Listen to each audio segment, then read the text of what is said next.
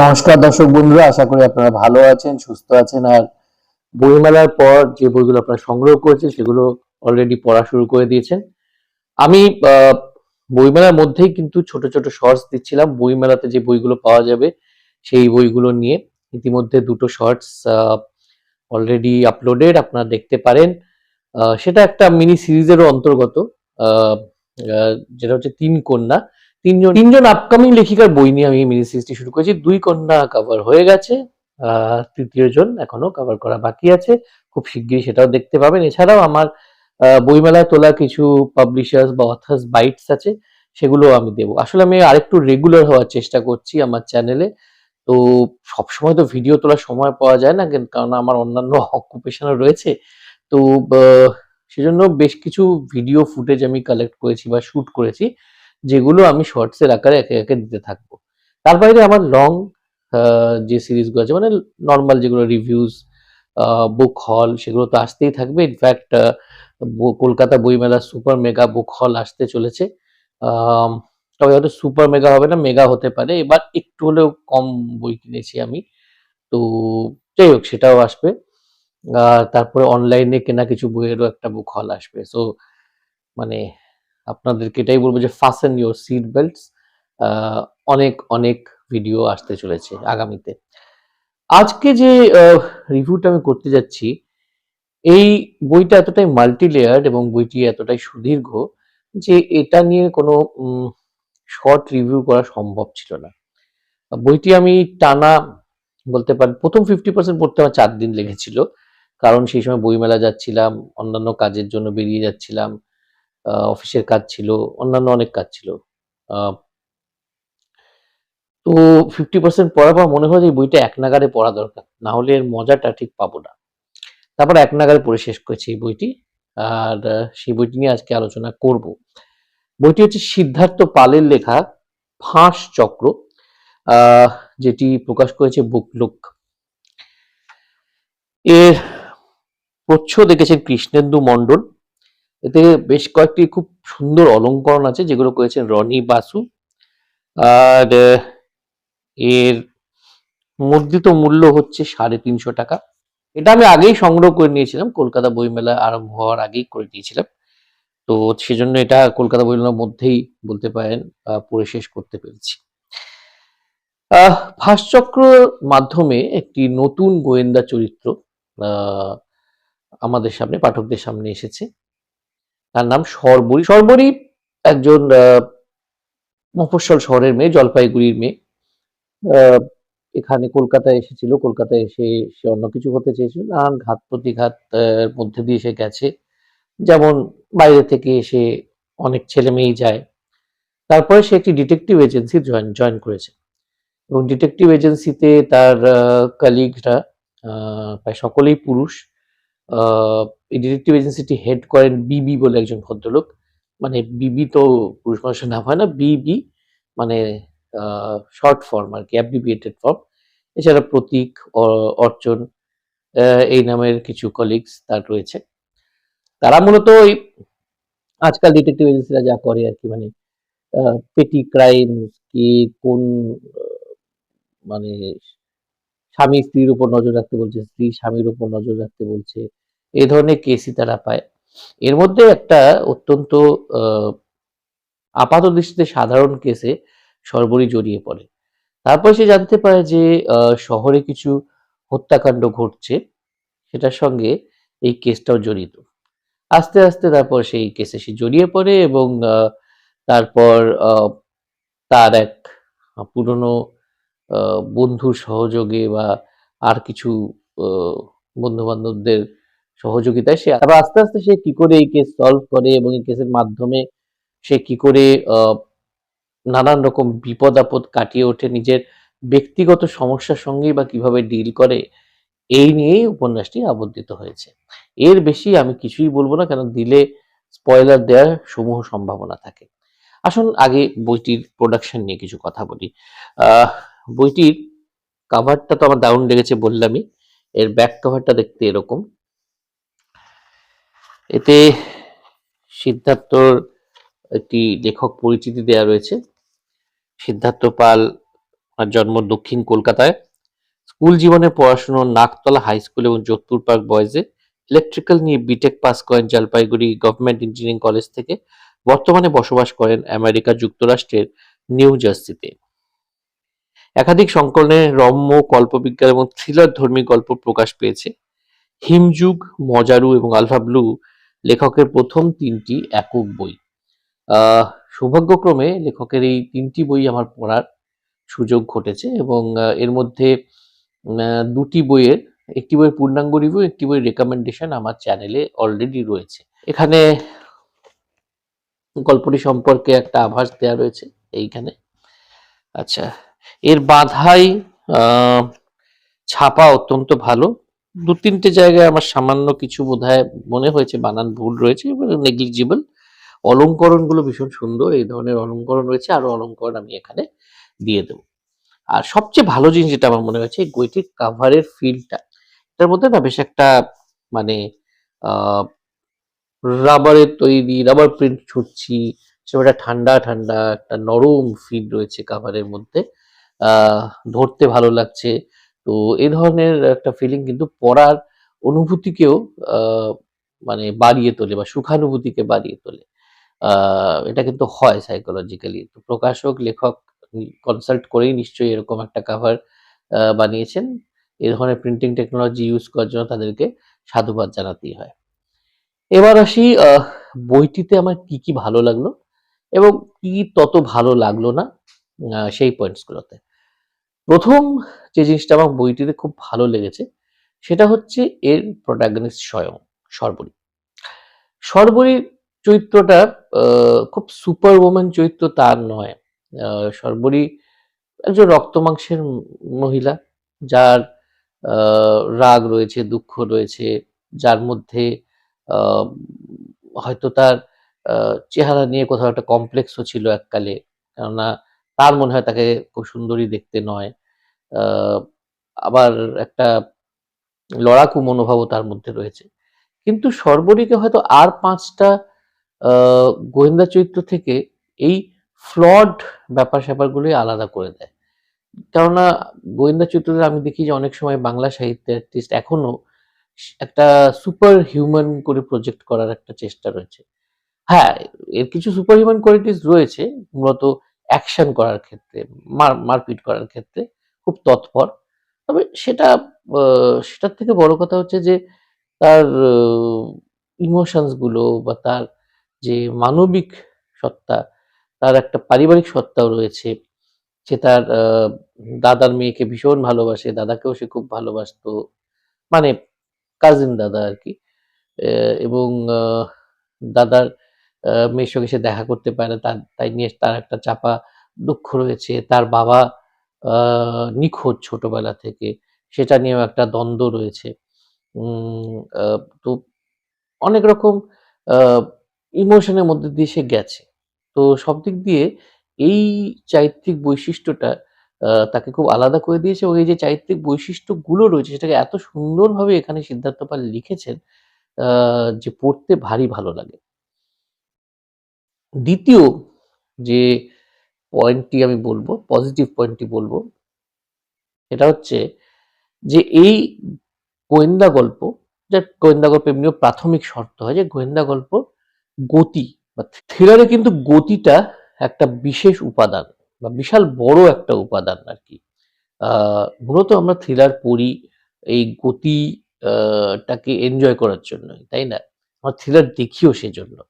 এবং যেহেতু থ্রিলার এখন ভিজুয়াল মিডিয়ামে মানে টিভিতে, ওটিটিতে, বড় পর্দায় এতটা জনপ্রিয় হয়ে উঠেছে এবং উঠছে, তাই সেখানে যেহেতু খুব গতিশীলভাবে জিনিসটাকে দেখানো হয়, মানে প্রসিডিংস গুলোকে, ঘটনাগুলোকে দেখানো হয়, তাই যখন আমরা বই পড়ছি সেখানেও কিন্তু আমরা সেই গতিটা দাবি করছি। এমনি মানুষের ধৈর্য এখন কমে গেছে। একটা জায়গায় যদি গল্পটা ঘুরপাক খেতে থাকে তাহলে ধৈর্যচ্যুতি ঘটার প্রবল সম্ভাবনা রয়েছে। থ্যাঙ্কফুলি এই বইতে সেটা একদমই নেই। কাহিনী ঝড়ের গতিতেই এগিয়ে যায়। এই যে পারিবারিক ইস্যুগুলো বললাম, সেগুলো কিন্তু খুব ন্যাচারালি আসে এবং চলে যায়। মানে এই এই এক্সট্রা অ্যাঙ্গেল গুলো কিন্তু গল্পের ফ্লোতে কোনোভাবেই কোনো রকম বাধা সৃষ্টি করেনি। তৃতীয় যে পয়েন্টটা আমি বলবো সেটা হচ্ছে যে এটা শুধুমাত্র একটা রান অফ দ্য মিল গোয়েন্দা গল্প নয়। এতে কিন্তু মজনতালী সরকারের মতনই, যেটা আমি আগে রিভিউ করেছি, রোহান রায়ের লেখা মজনতালী সরকার, সেরকম এখানে মহিলা সংক্রান্ত বা নারী সংক্রান্ত নানা ধরনের সমস্যা উঠে এসেছে। এখানে মূলত আরেকটা খুব বড় ইস্যু উঠে এসেছে। এই যে আমাদের নতুন প্রজন্ম কেন, ইভেন আমাদের প্রজন্মেরও রিলস বানানোর একটা প্রবণতা দেখা দিয়েছে। যে আমি বাড়িতে কি করছি, কি খাচ্ছি, কি পড়ছি থেকে শুরু করে অনেক সময় বাইরে নাচানাচি করে আ রিলস বানিয়ে একটা উপার্জন করার চেষ্টা। উপার্জন করার থেকেও এখানে একটা জিনিস কাজ করে, সেটা হচ্ছে একটা নার্সিসিস্টিক মনোভাব কাজ করে। ও আমাকে কত লোকে সুন্দরী বলছে, আমাকে কত লোকে সুন্দর দেখতে, ড্যাশিং দেখতে বলছে। শুধু মহিলাদের মধ্যে কেন, পুরুষদের মধ্যে কিন্তু এই প্রবণতা ক্রমাগতই দেখা দিচ্ছে। এটা যে কতটা ক্ষতি করতে পারে, এটা কতটা ক্ষতিকারক হতে পারে, আ আমাদের প্রাইভেসি বলে যে কিছু থাকছে না, সেটা কিন্তু আমরা অনেকেই রিয়ালাইজ করি না। আমরা কিন্তু আমাদের বাড়ির অনেক সিক্রেট শেয়ার করে দিচ্ছি। আর মজার ব্যাপার কি জানেন? যখন এই বইটা আমি পড়ছিলাম, এই অ্যাসপেক্ট গুলো রিয়ালাইজ করছিলাম, তখনই কিন্তু পার্ক স্ট্রিটের একটা রেস্তোরাঁয় আ এরকমই একটা ঘটনা ঘটে গেছে। এর বেশি আমি কিছু বলব না এখানে, কোনো বিতর্কে আমি জড়াতে চাই না। কিন্তু আ মানে লেখকের দূরদৃষ্টির একটা নিদর্শন এখানে পাওয়া যাচ্ছে। মানে লেখক কতটা এগিয়ে ভেবেছেন, সেটা কিন্তু আ এই পয়েন্টটা থেকেই বোঝা যাচ্ছে। তো এটা আমার খুব ভালো লেগেছে। কারণ এখনকার দিনে না আ থ্রিলার খুব একমাত্রিক হয়ে গেলে সেটা খুব চর্বিতচর্বণ মনে হতে পারে। কারণ চারিদিকে এত থ্রিলারের ছড়াছড়ি, এত বাংলায় থ্রিলার লেখা হচ্ছে এবং খুব ভালো, ভালো থ্রিলার লেখা হচ্ছে। তো যতই আপনি থ্রিলার প্রেমী হন না কেন, আপনার কিন্তু তখন আ গল্পগুলো খুব গতানুগতিক মনে হতে পারে। কিন্তু এই এক্সট্রা অ্যাঙ্গেল গুলো কিন্তু এই উপন্যাসটিকে একটা স্বাতন্ত্র্য দিয়েছে, একটা আলাদা মাত্রা দিয়েছে। ৪ নম্বর পয়েন্ট আমার যেটা খুব ভালো লেগেছে এই উপন্যাসে, সেটা হচ্ছে এখানে উম আ বেশ কিছু আ অ্যাকশন দৃশ্যের বর্ণনা রয়েছে এবং এটাতে না সিদ্ধার্থ পাল আ সিদ্ধহস্ত। আমি 'আলফা ব্লু' পড়েছিলাম, সেখানেও এটা আমি দেখেছিলাম। আমার মনে হয় ব্যক্তিগতভাবে যে উনি খুব অনেক হয়তো হলিউডের অ্যাকশন ফিল্মস দেখেছেন বা মার্শাল আর্টস আ এই ফিল্মস গুলো দেখেছেন। কারণ এই অ্যাকশন দৃশ্যগুলো একেবারে চোখের সামনে আপনি দেখতে পাবেন। কাজেই যারা থ্রিলারে বুদ্ধির মারপ্যাচ শুধু নয়, যারা এই যে থ্রিলার বইতে ওই সিরিজ বা সিনেমার মতন অ্যাকশন দৃশ্যের আ অনুভূতি পেতে চান, সেই উত্তেজনাটা পেতে চান, এই অ্যাড্রিনালিন রাশটা পেতে চান, তাহলে কিন্তু 'this book is the best bet for you'. কারণ এর বর্ণনাগুলো এখানে চমৎকারভাবে দেয়া রয়েছে। তারপরে যেটা বলব যে এটা খুবই ওয়েল রিসার্চড একটা বই বা ওয়েল রিসার্চড একটা উপন্যাস। এখানে বেশ কিছু আ মানে যেমন সোশ্যাল মিডিয়া ট্রেন্ডস বলুন, বেশ কিছু আ মেকআপ বা এই জাতীয় জিনিসের ট্রেন্ড বলুন, আ সেগুলো নিয়ে কিন্তু লেখক রিসার্চ করেছেন বলেই আমার মনে হয়। এবং সেই রিসার্চটা এবং এই রিলেটেড ক্রাইমের রিসার্চটা লেখক খুব সুন্দরভাবে করেছেন এবং সেটাকে খুব আ ভালোভাবে ইনকর্পোরেট করেছেন। মানে এই রিসার্চ গুলো খুব সুপ্রযুক্ত হয়েছে এখানে। আ মানে এখানে একেবারেই ইনফো ডাম্পিং হয়নি। বইয়ের ঘটনা ফ্লোর সঙ্গে সেগুলো গেছে। এটা একটা বিরাট বড় প্লাস পয়েন্ট আমার মনে হয়েছে এই বইয়ের ক্ষেত্রে। বইয়ের আরেকটি খুব বড় প্লাস পয়েন্ট হচ্ছে এই বইয়ের টুইস্টটা, যেটা কিন্তু অবভিয়াসলি যেকোনো থ্রিলার বা গোয়েন্দা গল্পের একটা জরুরি উপাদান। ঠিক আছে? টুইস্ট সর্বস্ব হতে হবে। মানে পুরো গল্পটা আপনি কোথা থেকে কি হইয়া গেল কিন্তু শেষে একটা চমক রেখে দিলেন। সেভাবে কিন্তু এখানে টুইস্টটা আসেনি এবং সেটা বাঞ্ছনীয়ও নয়। আ তবে অনেক গল্পে আজকাল সেটা দেখা যাচ্ছে। যেটা অবশ্যই ভালো লক্ষণ নয়। কিন্তু এই গল্পে সেটা একদমই হয়নি। আপনি যদি খুঁটিয়ে পড়েন, আবার ব্যাক রিড করতে পারেন আপনার চাইলে, তাহলে বুঝতে পারবেন যে সেটা কিন্তু খাপে, খাপেই বসেছে। উম এবং টুইস্টটা এতটাই মাইন্ড ব্লোয়িং যে আমি এক জায়গায় হয়তো অল্প সন্দেহ করেছিলাম। আমি প্রচন্ড পোড় খাওয়া থ্রিলার পাঠক হয়ে গেছি। প্রচুর থ্রিলার পড়েছি, দেশি, বিদেশি। সেজন্য হয়তো এক জায়গায় আমার একটা খটকা লেগেছিল। সেটা খটকাই, মানে বুঝে গেছিলাম বলব না। খটকা, খটকাই হয়। আ জাস্ট আ গ্লিম্পস আরকি। সেটা লেগেছিল, কিন্তু বাকি সময়টা আমিও কিন্তু বুঝতে পারিনি এবং শেষের চমকটা আমাকে কিন্তু চমকে দিয়েছে এবং আ পাঠকদেরও এই চমকটা দেবে এবং এই চমকটা একটা বড় প্লাস পয়েন্ট এই বইটার ক্ষেত্রে। এবার আমি বইটার ক্ষেত্রে নেগেটিভ পয়েন্টে যদি আসি, খুব ফ্র্যাঙ্কলি স্পিকিং আমার এই বইতে মাত্র ২ টো নেগেটিভ পয়েন্ট আছে বলে মনে হয়েছে। ১ম যে নেগেটিভ পয়েন্টটা সেটা হচ্ছে যে এখানে আ মানে আমি যে বললাম সে সর্বরীর একটা ড্যাডি ইস্যু রয়েছে। মানে বাবা নিখোঁজ হয়ে গেছে, যে বাবার কে খুব মিস করে, বাবার সঙ্গটা সেভাবে পায়নি। এই ড্যাডি ইস্যুটা কিন্তু এখানে অনেকগুলো চরিত্রের ক্ষেত্রেই আছে। এবার আ সেটা থাকতেই পারে। কিন্তু যদি মেইন ক্যারেক্টার চেনা পরিচিতর মধ্যে এ ধরনের ড্যাডি ইস্যু থাকে, সেটা কিন্তু মোর দ্যান আ কোইন্সিডেন্স হয়ে যায় আমার মনে হয়। যে মানে পয়েন্টটা বোঝাতে গিয়ে উনি একই ধরনের ইস্যু না এনে অন্য একটু ভ্যারাইটি আনতে পারতেন। হুম? আ এতে এরকম মনে হয়েছে যে পৃথিবীতে আ যে পৃথিবীর সব শিশুরাই আজকাল মা-বাবার মধ্যে ঝগড়াঝাটি দেখে, ভুল বোঝাবুঝি দেখে। আ সেরকমটা তো হয় না। তাই না? আশেপাশে হচ্ছে সেটা কোইন্সিডেন্স ই হয়। মোর দ্যান আ কোইন্সিডেন্স তো হয় না। তো সেটা আমার একটু মনে হয়েছে আরকি। সেখানে একটা আমার কাছে একটা স্টাম্বলিং ব্লক হিসেবে সেটা কাজ করেছে। এটা আমার একান্ত ব্যক্তিগত মতামত আরকি। আপনাদের হয়তো সেটা নাও মনে হতে পারে। আ ২য় যেটা আমার মনে হয়েছে যে উম পুলিশের যে ইনভলভমেন্ট, এটা অবশ্য অনেক আ গল্পেই থাকে। পুলিশের যে ইনভলভমেন্ট রয়েছে এখানে, তারা কি সত্যি এতটা এগিয়ে গিয়ে একজন প্রাইভেট গোয়েন্দাকে সাহায্য করে এখনকার দিনে?